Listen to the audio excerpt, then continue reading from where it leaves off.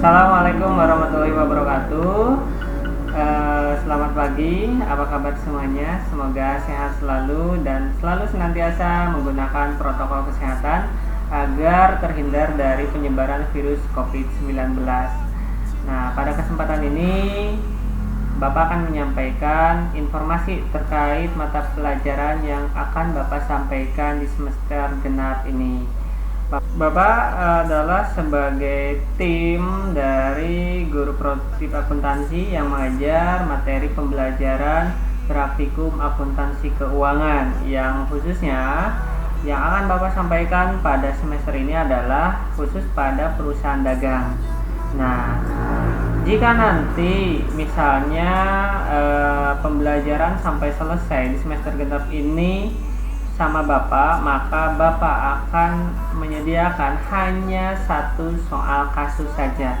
Jadi satu soal kasus diselesaikan sampai satu siklus selesai semuanya. Jadi tidak banyak soal kasus yang akan disampaikan. Nah, satu soal kasus untuk dipelajari bersama-sama, tapi tolong karena satu soal kasus kalian harus menyimak, memperhatikan, mempelajari, kemudian mencoba, mempraktikkan, mendiskusikan, pokoknya harus sampai paham satu soal kasus itu, karena Bapak tidak berikan banyak soal kasusnya. Kedua, mungkin ketika soal kasus itu dibahas bersama, yang kedua adalah soal untuk latihan sudah selesai. Jadi satu untuk belajar bersama-sama, satu untuk latihan individual, itu tidak banyak soal. Dan seperti yang mungkin disampaikan pada mata pelajaran yang lainnya, kalau siklus akuntansi itu berawal dari dokumen transaksi. Dokumen transaksi bisa berupa dokumen berupa faktur, kemudian memo, kemudian nota debit, nota kredit. Nah, model-model bukti transaksi itu adalah dokumen transaksi. Kemudian yang kedua ada juga dalam bentuk soal cerita yang sebelum-sebelumnya kalian pelajari, kerjakan dan menyelesaikannya dengan baik ke guru mapel yang bersangkutan. Nah, pada pembelajaran sekarang ini yang akan Bapak sampaikan adalah soal bukti transaksi dalam bentuk soal cerita. Bapak belum masuk dulu ke bukti transaksi dalam bentuk memo, faktur, nota debit, nota kontan, nota kredit, belum ke sana dulu. Kita ke arah bukti transaksi dalam bentuk soal cerita dulu. Nah, jika sudah ada dokumen transaksi, maka selanjutnya yang harus kalian kerjakan adalah jurnal atau buku harian. Tentu kalian sudah paham, jurnal itu ada jurnal umum dan jurnal khusus. Jurnal umum untuk mencatat transaksi-transaksi yang tidak ada di jurnal khusus. Dan jurnal khusus itu sesuai posnya, ada penjualan, ada penerimaan kas, pengeluaran kas, ada pembelian, seperti itu. Nah, itu yang akan kita gunakan nanti. Dan dalam pencatatannya yang Bapak gunakan adalah metode pencatatan persediaan secara fisik atau periodik. Jadi tidak perpetual. Dan harusnya materi ini sudah sampai.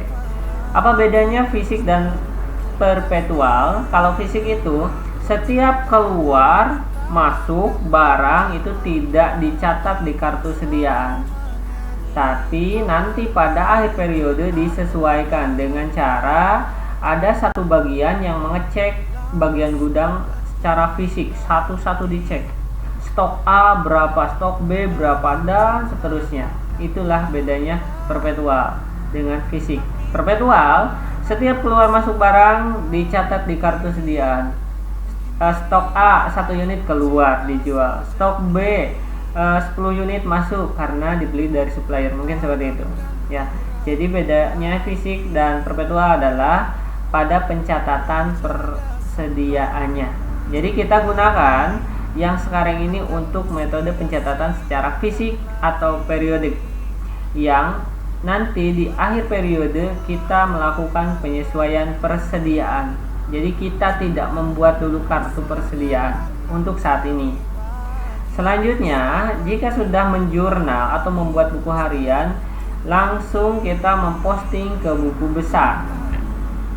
Buku besar akan mencatat akun-akun beserta saldonya, dan banyak tipe buku besar. Ada T-form, ada 3 kolom, ada 4 kolom. Dan yang Bapak rekomendasikan dan gunakan pada pembelajaran dengan Bapak adalah yang 4 kolom. Setelah selesai membuat buku besar, maka kita memindahkan saldo akun-akun yang ada di buku besar ke neraca saldo atau trial balance. Nah, di sana akan melihat posisi harta sampai beban ke bawah, ya. Jadi kita membuat neraca saldo. Itu masih neraca percobaan karena belum menunjukkan saldo-saldo yang sebenarnya. Selanjutnya, untuk mengetahui neraca itu sudah menunjukkan yang sebenarnya, setelah trial balance atau neraca saldo, kita mengerjakan jurnal penyesuaian. Nah, jurnal penyesuaian kita menyesuaikan akun-akun yang memang harus disesuaikan karena tidak menunjukkan saldo aslinya pada neraca saldo yang sebelumnya. Kalau sudah mengerjakan jurnal penyesuaian, di sini kita diperlukan logika, pemahaman, makanya harus benar-benar diperhatikan cara mengerjakannya. Setelah mengerjakan jurnal penyesuaian atau adjustment entries, kita membuat worksheet atau neraca lajur.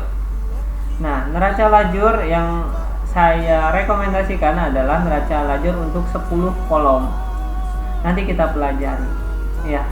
Dan di neraca lajur itu ada kolom untuk neraca saldo, untuk adjustment, neraca saldo setelah disesuaikan, ikhtisar laba rugi atau income summary, kemudian ada balance sheet, dan di sana merangkum semuanya untuk worksheetnya atau neraca lajurnya.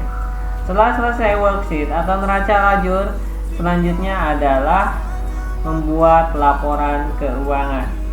Laporan keuangan yang harusnya dibuat sebenarnya ada 5, yaitu untuk membuat laporan laba rugi, financial statement. Kemudian ada laporan perubahan modal, neraca arus kas atau cash flow. Kemudian ada juga yang disebut CALK atau catatan atas laporan keuangan. Tapi yang akan Bapak sampaikan, mungkin ini hubungannya dengan waktu pembelajaran kita yang harus optimal. Jadi kita manfaatkan waktu yang sisa-sisa di semester genap ini. Bapak sampaikan saja 3 laporan keuangan, yaitu laporan laba rugi, perubahan modal, dan neraca atau balance sheet. Sampai situ. Sisanya kalau ada waktu lebih kita gunakan untuk membuat laporan arus kas atau statement of cash flow. Kemudian CALK satu lagi, catatan atas laporan keuangan. Selanjutnya, setelah selesai membuat laporan keuangan yang 5 tadi atau 3 yang Bapak rekomendasikan untuk dibuat, kita membuat jurnal penutup. Jurnal penutup adalah untuk menutup akun-akun pendapatan, beban, laba atau rugi, atau preferred kalau ada, atau dividen kalau ada, ya. Itu kita tutup. Nanti kita kerjakan sama-sama. Setelah itu, untuk mengefektifkan waktu, kita langsung ke neraca saldo setelah penutupan. Dan setelah neraca saldo setelah penutupan, kita kembali ke awal. Dokumen transaksi itulah yang disebut dengan siklus. Jadi ada perputaran.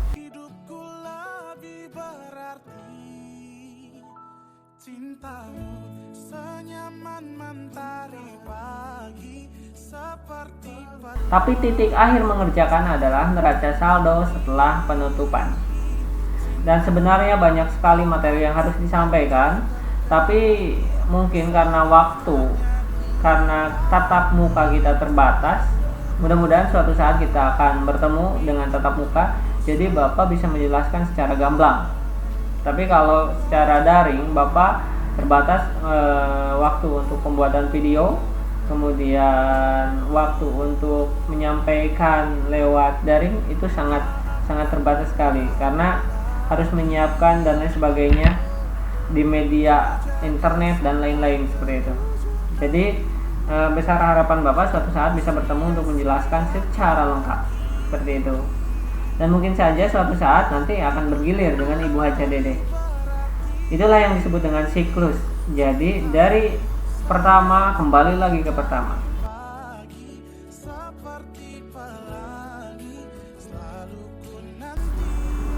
Yaitu dimulai dari bukti transaksi atau dokumen transaksi. Kedua, kita membuat jurnal umum atau buku harian. Ketiga, kita mempostingnya ke buku besar atau ledger, yang sebenarnya ledger itu ada dua, buku besar pembantu atau subsidiary ledger. Di sana ada buku pembantu piutang, hutang, persediaan dan lain-lain.